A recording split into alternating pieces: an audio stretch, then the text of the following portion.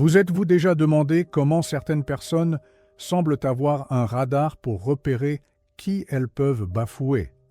Comment elles vous regardent et décident simplement qu'elles peuvent vous traiter n'importe comment, ignorer vos paroles, franchir vos limites, se moquer de ce que vous dites ou ressentez? Et le pire, c'est que vous savez exactement pourquoi ça arrive. Vous sentez cette vérité vous brûler de l'intérieur, cette certitude lancinante qu'il y a quelque chose en vous, quelque chose que vous projetez sans le vouloir, qui crie au monde que vous pouvez être piétiné. Il ne s'agit pas de respect mérité ou non, pas de justice ou d'équité. C'est bien plus primitif et réel. Les gens flairent la faiblesse comme les animaux flaireraient la peur. Ils ne le font pas consciemment la plupart du temps, ne se réveillant pas en pensant à comment ils vont vous humilier aujourd'hui, mais quelque chose en eux reconnaît chez vous une porte ouverte, un espace où ils peuvent entrer sans demander la permission, sans conséquence. Vous avez déjà essayé d'être plus ferme, vous avez répété des conversations dans votre tête où vous posez enfin des limites, où vous dites non avec conviction, où vous exigez le respect que vous méritez. Mais quand vient le moment, quand vous êtes face à la situation, quelque chose en vous se bloque. Votre voix sort tremblante, votre corps se recroqueville, vos yeux fuient, et cette personne en face, elle voit tout ça. Elle voit et confirme ce qu'elle soupçonnait déjà, que vous n'allez pas réagir, que vous allez accepter, que vous allez avaler une fois de plus. Et le cycle continue, jour après jour, situation après situation, personne après personne. Ce qu'on ne vous a jamais dit, c'est que ce manque de respect ne vient pas d'un défaut moral de votre part. Ce n'est pas parce que vous êtes une mauvaise personne ou faible au sens péjoratif qu'on vous a appris. Le problème est bien plus profond et en même temps bien plus simple à comprendre. Vous portez en vous une énergie de soumission qui s'est construite au fil des années, peut-être des décennies, de conditionnement, de peur et d'adaptation. Depuis l'enfance, vous avez appris qu'être discret est plus sûr, que ne pas déranger vous maintient protégé, qu'agréer les autres est la meilleure stratégie de survie. Et cela a fonctionné un temps, fonctionné tant que vous étiez dans des environnements où cette posture vous protégeait de conflits plus importants. Mais maintenant, dans la vie d'adulte, dans vos relations, au travail, en amitié, cette même énergie qui vous protégeait autrefois est devenue une invitation pour les autres à avancer sur vous. Car les gens, même ceux qui ne sont pas malveillants par nature, répondent à ce que vous communiquez à travers votre présence, votre posture, la façon dont vous occupez l'espace dans le monde. Et si vous communiquez à travers chaque geste, chaque mot hésitant, chaque regard baissé que vous ne vous considérez pas digne de respect, pourquoi devrait-il voir différemment? La vérité, c'est que le respect n'est pas quelque chose qu'on demande, ce n'est pas quelque chose qu'on mendie ou qu'on gagne par une gentillesse excessive ou en essayant de prouver sa valeur. Le respect est quelque chose qui s'irradie naturellement quand vous habitez votre propre pouvoir, quand vous vous positionnez dans le monde avec la certitude de celui qui sait qu'il mérite d'être là, d'occuper son espace, d'avoir une voix, d'exister pleinement. Et cela n'a rien à voir avec l'arrogance ou l'agressivité, cela a à voir avec une force silencieuse qui vient de l'intérieur, une force qui n'a pas besoin de crier ou de prouver quoi que ce soit, parce qu'elle est, tout simplement. Les gens ressentent cette force, ils reconnaissent quand quelqu'un se respecte profondément, quand quelqu'un a établi en lui des limites infranchissables sur ce qu'il accepte et ce qu'il n'accepte pas. Et face à cette force, même les personnes les plus dominatrices reculent instinctivement, car elles reconnaissent qu'il n'y a pas de place pour l'intrusion, qu'il y a là quelqu'un qui se défendra non par colère ou vengeance, mais par un simple et profond amour de soi. Mais vous vous demandez peut-être maintenant, comment quelqu'un qui a passé toute sa vie à se sentir ainsi, qui porte cette marque de la soumission si profondément, peut-il soudainement commencer à irradier cette force? Comment transformer des années de conditionnement en une présence qui impose naturellement le respect? Et c'est là que la plupart des gens se perdent, car ils cherchent des techniques, des phrases toutes faites, des astuces de langage corporel, comme s'il était possible de faire semblant d'une transformation qui doit être réel. Vous ne pouvez pas simplement imiter la confiance. Vous ne pouvez pas copier la posture de quelqu'un de puissant et espérer que cela vous transforme. Les gens voient à travers ces masques. Ils ressentent l'incohérence entre ce que vous essayez de projeter et ce que vous croyez vraiment sur vous-même. La transformation doit se faire de l'intérieur vers l'extérieur. Elle doit commencer là où vous gardez vos croyances les plus profondes sur qui vous êtes et ce que vous méritez. Pensez un instant à la manière dont vous vous rapportez à vos propres besoins, vos propres désirs, vos propres limites. Quand quelqu'un vous demande quelque chose que vous ne voulez pas faire, quelle est votre première réaction? Ressentez-vous cette pointe de culpabilité rien qu'à l'idée de dire non? Commencez-vous déjà à élaborer des excuses, à justifier pourquoi vous ne pouvez pas, comme s'il vous fallait une raison à prouver extérieurement pour simplement ne pas vouloir faire quelque chose?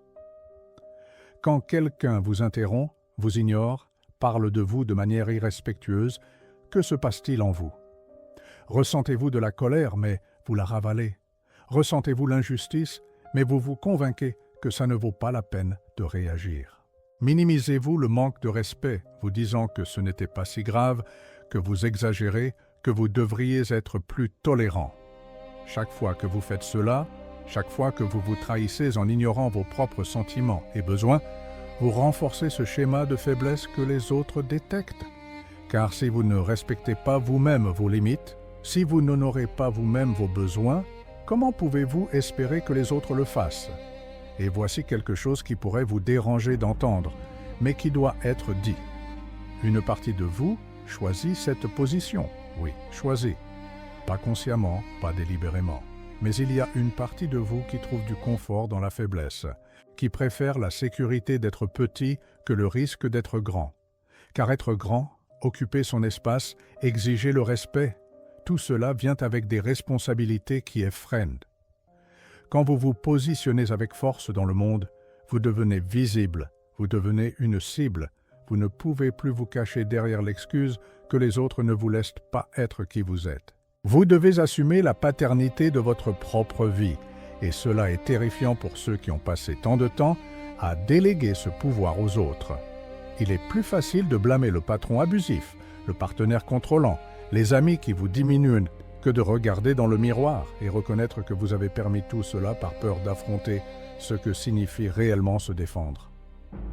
Maintenant, je veux que vous vous arrêtiez un instant et que vous réfléchissiez à quelque chose de très précis. Pensez à la dernière fois que quelqu'un vous a manqué de respect de manière claire, évidente, indéniable. Cela s'est peut-être passé aujourd'hui, hier, la semaine dernière. Visualisez la scène, ressentez à nouveau cette sensation dans la poitrine, ce serrement, ce mélange de colère, de frustration, d'impuissance.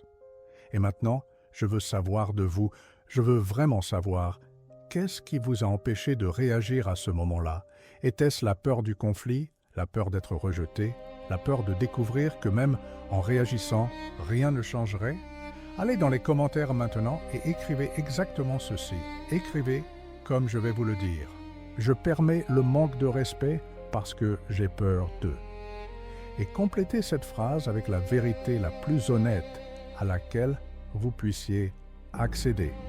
N'écrivez pas ce qui sonne bien, n'écrivez pas ce que vous pensez être la bonne réponse. Écrivez la vérité brute, même si ça fait mal, surtout si ça fait mal.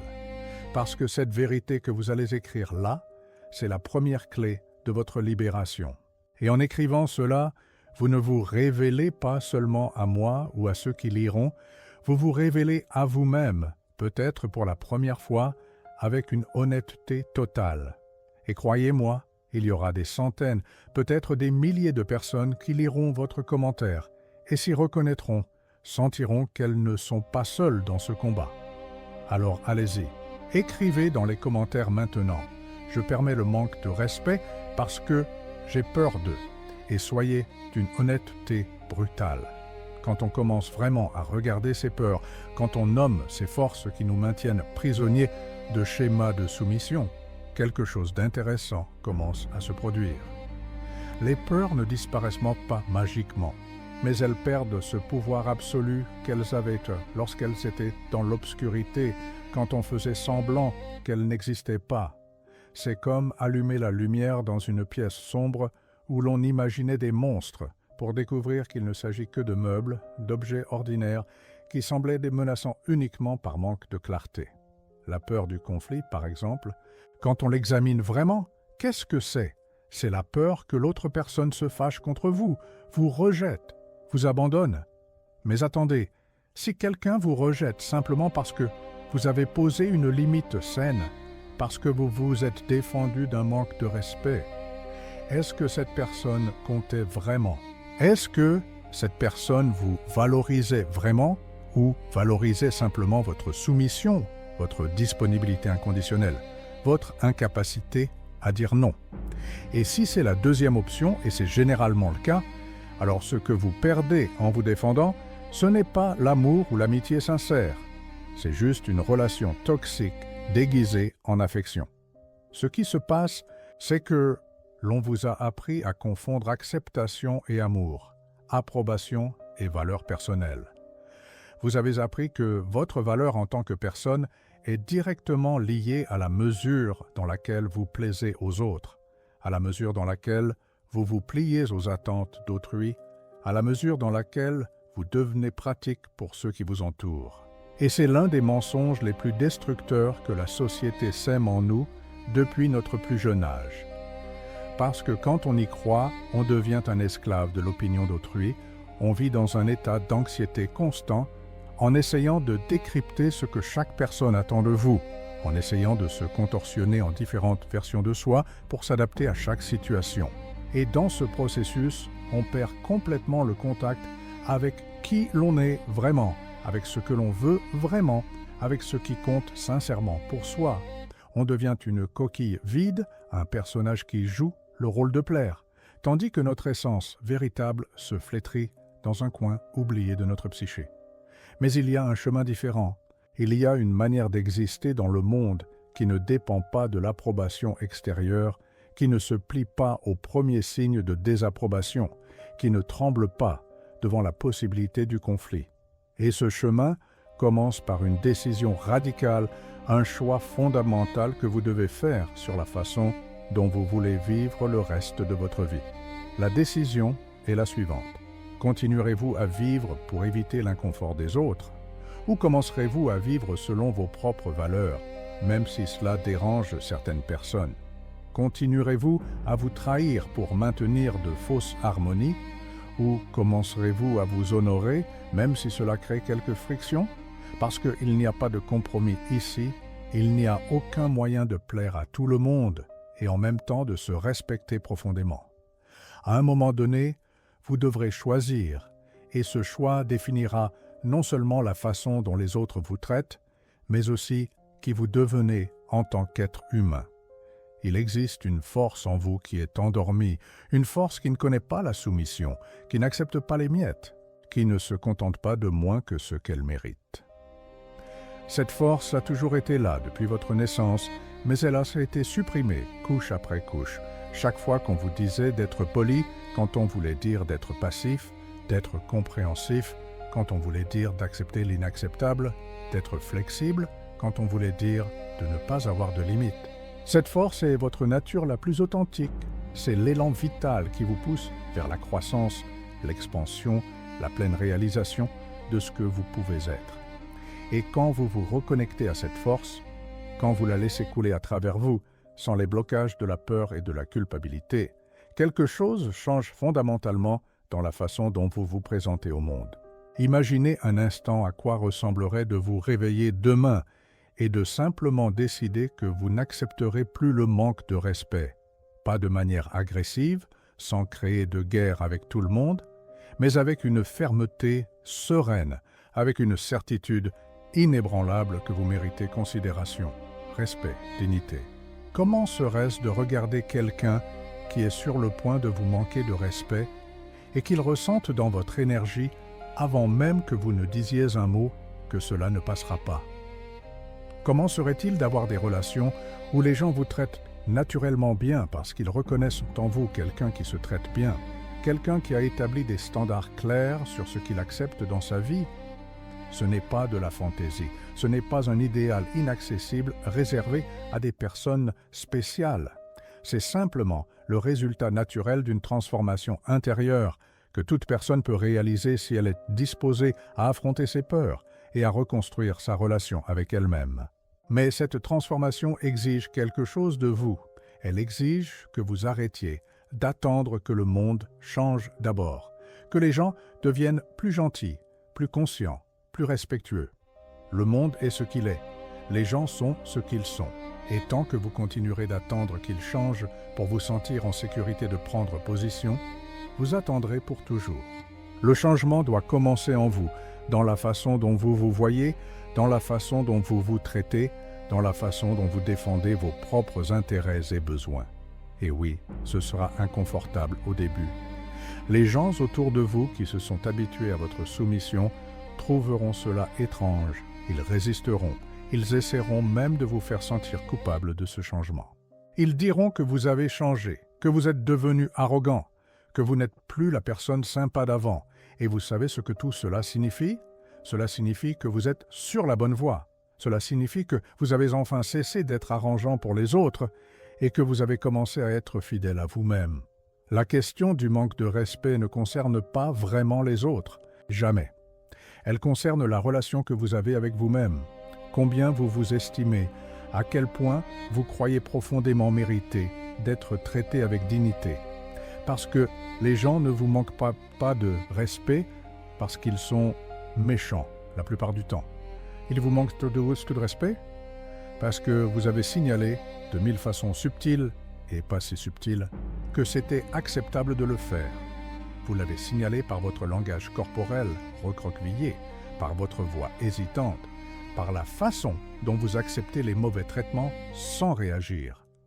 Et le plus important, vous l'avez signalé par la façon dont vous vous traitez vous-même, comment vous ignorez vos propres besoins, comment vous vous sacrifiez constamment, comment vous mettez tout le monde devant vous, dans la file des priorités de votre propre vie. Il y a une question qui peut tout changer pour vous si vous y réfléchissez vraiment avec honnêteté. La question est la suivante. Si vous aviez un enfant et que quelqu'un traitait cet enfant de la même manière que les gens vous traitent, que feriez-vous? Accepteriez-vous tranquillement? Diriez-vous à l'enfant de ravaler, de laisser passer, d'être plus compréhensif? Ou ressentiriez-vous une fureur protectrice, une impulsion irrésistible de défendre cet enfant, de ne permettre à personne de le diminuer ou de lui manquer de respect? Maintenant, appliquez cette même énergie protectrice à vous-même. Pourquoi méritez-vous moins de protection que vous n'en donneriez à un enfant? Pourquoi vos limites importent-elles moins? Pourquoi votre bien-être émotionnel est-il négociable d'une manière qui ne le serait pas pour un enfant sous votre responsabilité? La réponse est qu'il n'y a aucune raison logique. La seule raison est que vous avez appris à vous traiter comme moins important, et c'est une leçon que vous pouvez désapprendre. Quand vous commencez à vous défendre de la même manière que vous défendriez quelqu'un que vous aimez, quand vous établissez des limites avec la même fermeté que vous établiriez pour protéger un enfant, quelque chose d'extraordinaire se produit. Vous arrêtez d'avoir besoin de vous défendre autant parce que les gens arrêtent de vous attaquer. Ce n'est pas de la magie, c'est de la psychologie de base. Les gens lisent votre énergie, ils sentent votre détermination. Ils reconnaissent quand ils ont trouvé quelqu'un qui ne cédera pas et la plupart recalibrent simplement leur comportement. Ceux qui ne recalibrent pas, ceux qui insistent pour manquer de respect, même face à vos limites claires, ceux-là se révèlent pour ce qu'ils sont vraiment. Des personnes toxiques qui ne méritent pas de place dans votre vie. Et vous avez enfin la clarté et la force de les éloigner sans culpabilité. Et voici quelque chose de crucial que vous devez comprendre. Établir des limites, se défendre, exiger du respect, rien de tout cela ne fait de vous une personne difficile, problématique ou arrogante. Cela fait de vous une personne saine, avec de l'amour-propre, avec de l'intégrité. Les gens qui vous accuseront d'avoir changé pour le pire quand vous commencerez à vous respecter sont exactement les personnes qui bénéficiaient de votre manque de limites. Ce sont les gens qui vous aimaient quand vous étiez tout petit, soumis, toujours disponible, toujours compréhensif, toujours prêt à avaler des couleuvres au nom de la paix. Et perdre ces personnes n'est pas une perte, c'est une libération. C'est faire de la place dans votre vie pour des relations vraies, pour des gens qui vous respectent, non par peur mais par appréciation sincère de qui vous êtes. Le processus de transformation de cette énergie de faiblesse que les autres ressentent en vous ne se fait pas du jour au lendemain, et il est important que vous le sachiez pour ne pas abandonner aux premiers obstacles. Vous reprogrammez des schémas qui ont mis des années, peut-être des décennies à se former. Vous défaites des conditionnements profonds. Vous confrontez des peurs anciennes. Vous reconstruisez votre image de vous-même à partir de zéro. Cela prend du temps, exige de la patience, demande que vous soyez gentil avec vous-même dans le processus. Vous allez trébucher. Il y aura des moments où vous reviendrez au schéma ancien, où vous accepterez un manque de respect parce que vous n'aviez pas l'énergie ce jour-là pour vous défendre. Et ce n'est pas grave. Ce qui importe, ce n'est pas la perfection, c'est la direction. Vous vous dirigez vers une version plus forte, plus entière, plus authentique de vous-même, et chaque petit acte d'amour-propre, chaque limite établie, chaque non-dit avec fermeté, est un pas dans ce voyage. Commencez petit si vous le faut. Il n'est pas nécessaire d'affronter votre patron abusif dès la première semaine de cette transformation. Commencez par dire non à cet ami qui vous demande toujours des faveurs, mais qui n'est jamais disponible quand vous avez besoin de lui. Commencez par établir une limite simple avec ce membre de la famille qui fait des commentaires irrespectueux déguisés en plaisanterie. Commencez par vous éloigner des conversations où les gens parlent mal de vous dans votre dos. Chaque petite victoire construira en vous une confiance plus grande, une certitude croissante que vous pouvez vous défendre, que vous méritez de vous défendre, que le monde ne s'écroule pas quand vous arrêtez de plaire à tout le monde. Et à mesure que cette confiance grandit, vous aborderez naturellement des situations plus importantes, plus difficiles, jusqu'à ce qu'il arrive un point où défendre vos limites deviendra aussi naturel que de respirer. Et il y a quelque chose d'autre qui se produit dans ce processus, quelque chose qui est peut-être même plus important que le respect externe que vous commencerez à recevoir. Vous commencez à vous respecter vraiment, profondément, pas de manière superficielle ou théorique, mais d'une manière viscérale, ressentie dans chaque cellule de votre corps. Vous commencez à aimer la personne que vous devenez, à ressentir de la fierté de votre propre force, de votre capacité à prendre votre place dans le monde sans vous excuser d'exister. Vous commencez à occuper de l'espace d'une manière qui vous effrayait auparavant. Et vous découvrez que non seulement vous méritez cet espace, mais que le monde a besoin de votre voix, de votre perspective, de votre présence pleine et entière, non diminuée. Les gens autour de vous remarqueront le changement, même si vous ne dites rien, même si vous n'annoncez pas votre métamorphose de manière spectaculaire. Ils le sentiront dans votre démarche, dans la façon dont vous croisez leurs regards, dans vos réponses. Quand ils essaieront de vous manipuler ou de vous rabaisser, certains s'éloigneront, incapables de composer avec cette nouvelle version de vous qui ne plie plus à leurs caprices. Laissez-les partir. D'autres vous respecteront pour la première fois, reconnaissant en vous une force qu'ils n'avaient jamais vue auparavant et commenceront à vous traiter différemment, sans que vous ayez à mendier cette reconnaissance. Et certains, les meilleurs, s'inspireront de votre évolution, et voyant la preuve qu'eux aussi peuvent changer, se renforcer, refuser les miettes et revendiquer le banquet qu'ils méritent. Écoutez, si vous êtes arrivé jusqu'ici dans cette vidéo, si ces mots résonnent en vous d'une manière ou d'une autre, j'ai une invitation à vous faire. Ce n'est pas une pression, ce n'est pas quelque chose que vous devez faire maintenant ou jamais. C'est une invitation sincère à poursuivre ce chemin de transformation avec moi, ici sur cette chaîne. Car la vidéo d'aujourd'hui n'est qu'un début, une fenêtre ouverte sur un univers de réflexion sur la manière de vivre une vie plus authentique, plus puissante, plus en phase avec qui vous êtes vraiment. Chaque semaine, j'apporte de nouveaux contenus explorant ces questions existentielles à travers un prisme philosophique, mais toujours de manière accessible, toujours axée sur leur application à votre vie concrète, à vos défis quotidiens. Si cela vous parle, si vous souhaitez continuer à explorer ces thèmes, abonnez-vous à la chaîne, activez la cloche pour ne rien manquer des prochaines vidéos. Et si cette vidéo vous a aidé d'une manière ou d'une autre, vous a fait réfléchir, vous a offert une nouvelle perspective, laissez un pouce bleu, car cela aide davantage de personnes qui traversent des épreuves similaires à découvrir ce contenu. Partagez-la avec quelqu'un qui, selon vous, a besoin de l'entendre. Je ne vous demande pas cela pour moi. Je le demande car je sais qu'il y a des milliers de personnes qui se sentent exactement comme vous, pensant être les seules, croyant qu'il y a un défaut fondamental chez elles. Et peut-être que cette vidéo est précisément ce dont elles ont besoin d'entendre aujourd'hui pour entamer leur propre transformation. La vérité ultime que je veux vous laisser aujourd'hui est celle-ci. Vous n'êtes pas faible, vous ne l'avez jamais été. Vous avez simplement appris à vous cacher, à vous minimiser, à occuper moins d'espace que vous ne le méritez. Mais ce n'est pas ce que vous êtes. C'est juste une habitude, un schéma, un masque que vous avez porté si longtemps que vous avez oublié que vous le portiez. Et les masques peuvent être retirés. Les schémas peuvent être changés.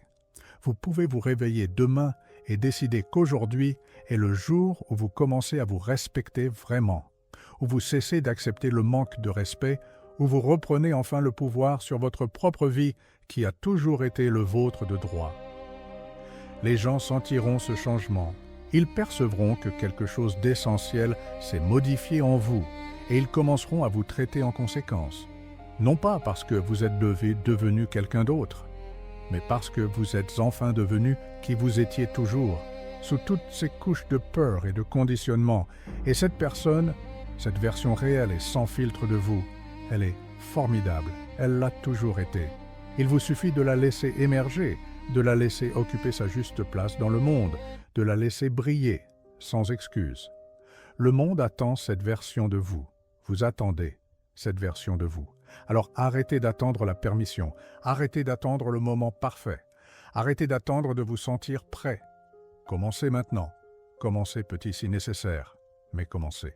Car chaque jour où vous reportez cette transformation est un jour de plus vécu en deçà de votre potentiel, un jour de plus de manque de respect subi, un jour de plus où vous trahissez qui vous êtes réellement. Et vous méritez mieux que cela, vous l'avez toujours mérité.